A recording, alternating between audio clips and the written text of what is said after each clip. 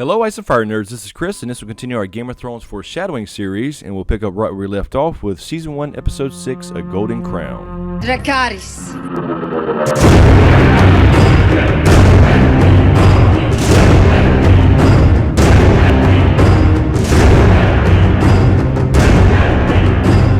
Alright, so let's jump right in. In our first scene, we have Arya and Syrio.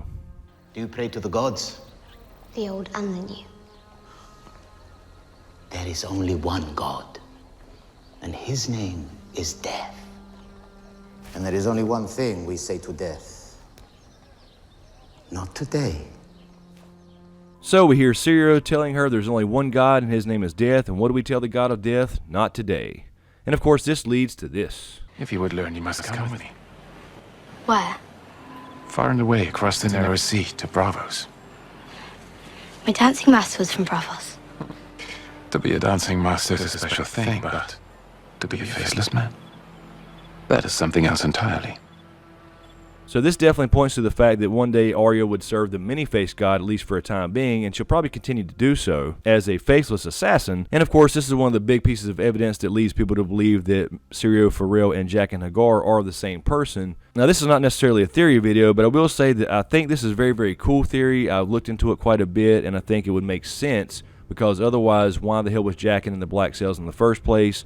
There's no reason for him to really be there. He could have already had his eye on Arya and wanted to train her in swordplay a little bit as Syrio, but Syrio's past seems to be pretty established, and I think they did confirm this is not the case. So although I think this would be very cool, I don't think this theory is actually accurate. Anyway, in our next scene, we see Dany eating a horse heart.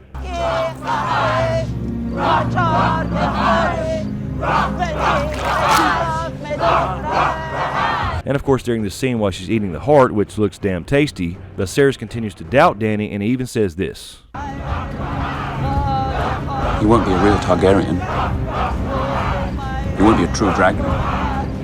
So of course this continues the theme of her being powerful and Viserys not being the true dragon, and this theme of course started running in episode 1 when she got in the hot bath. This continues throughout this entire episode being a golden crown. This entire scene was about the stallion that mounts the world being the prophecy of the Dothraki, the cow of cows, and at the time they believe this is going to be Rhaego, Dany's unborn son, but it ends up being this.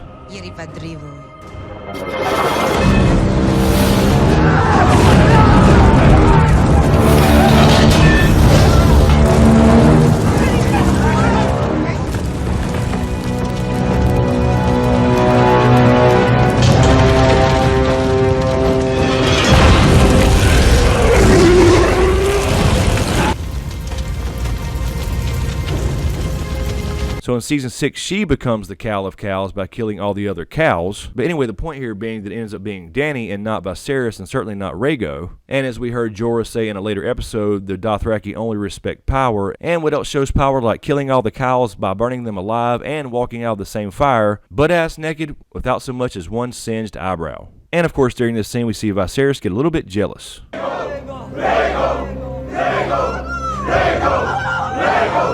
love her. So Viserys says they love her. He starts to get really, really jealous here, and ultimately that leads him to get drunk and do something stupid. A crown for king.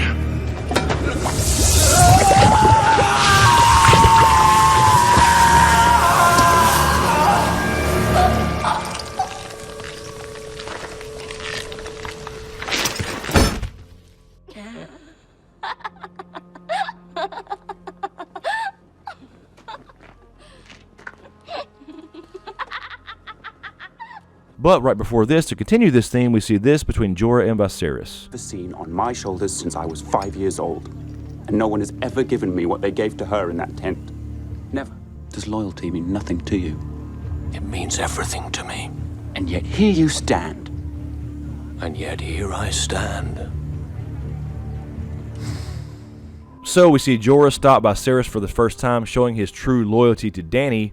And during this set of scenes here where we see him in the tent, as well as him stopping Viserys, who is supposed to be the true king of Westeros that he was sworn to, this shows that this is the first time we realize that he is actually in love with Dany, and he is now loyal to her. And in our next scene, we see Tyrion confess his crimes. When I was 12, I milked my eel into a pot of turtle stew. I flogged the one-eyed snake. I skinned my sausage. I made the bald man cry. Into the turtle stew, which I do believe my sister ate. At least I hope she did. So anyway, no real particular foreshadowing here that I wanted to mention. It's just damn funny as hell. But I will mention one thing here. During this scene, Tyrion tells this little joke here, and this is the first time we heard it, I believe, in the show, where he says, I once brought a jackass and a honeycomb into a brothel. Silence! and this has been repeated a couple times now throughout the series, and another time we hear it was in season 6 right here. More jokes. I once walked into a brothel with a honeycomb and a jackass. The madam says... So the answer to this joke is all that matters in Game of Thrones. Who cares who dies at the end? Who cares the White Walkers wipe out the entire world? Who cares if Jon Snow or Dany live, or they have a baby together, or if they rule together, or whatever? The only thing that matters in Game of Thrones and A Song of Ice and Fire is the answer to this damn riddle. And hell, even that little bastard Robin wants to know the answer to this joke. What happened next? So if anybody knows this damn answer, please leave it in the comments below. It has to have something to do with sweet ass, right? Anyway, in our next scene we see this. Open the moon door.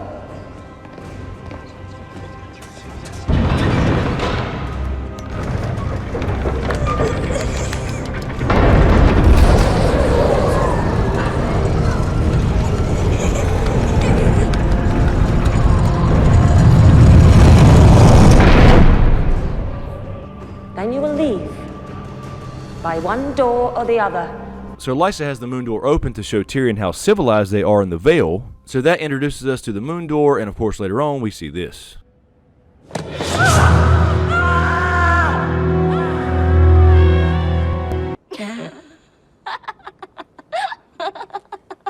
And in our next scene we see Renly get a little pissed off at Robert. Those were the days.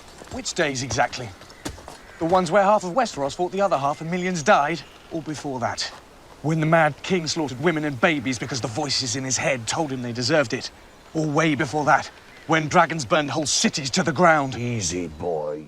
So this is the hunting scene, of course, where Robert continues to drink the 180 proof wine. This continues the theme that kind of picked up last episode when Renly started to think about becoming king here after Loras says he would be a great king. So this starts the rift here between Robert and Renly, and although he didn't see it coming, he took his chance later on when we see this. I swear to you, I will see the Lannisters answer for your husband's murder.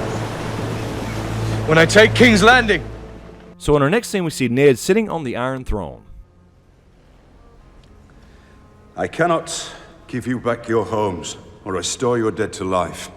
But perhaps I can give you justice in the name of our king. So of course Ned here sitting on the Iron Throne is normal, being handed the king while the king is away and Robert's on his hunting trip to get killed by a pig. But just to throw this out here for you guys, a little bit of history in the books here, this reminds me of the Hour of the Wolf. The Hour of the Wolf refers to a few days back in 131 AC, I believe, when Crisan Stark governed in King's Landing. This was at the end of the Dance of the Dragons. Of course, that was the Targaryen Civil War. After the Dance of the Dragons, basically Aegon II Targaryen was found poisoned, and that's when Aegon III Targaryen took the Iron Throne. Crisan Stark had actually been opposed to Aegon II during the Dance of the Dragons, but like Ned, he very much sought justice and wanted to find the poisoners of Aegon II. And after finding and arresting the people who did poison Aegon II, Aegon III actually named Crisan Stark his Hand of the King, and I believe Aegon III was only 11 years old. So he actually did rule King's Landing for a day as Hand of the King under Aegon III, but after finding the poisoners, some took the black as far as going to the wall and some were executed, but then only after one day, Crisan Stark resigned as Hand of the King and returned to Winterfell. Alright guys, so that'll do it for this episode. As usual, thank you for all the support, especially to you guys on Patreon.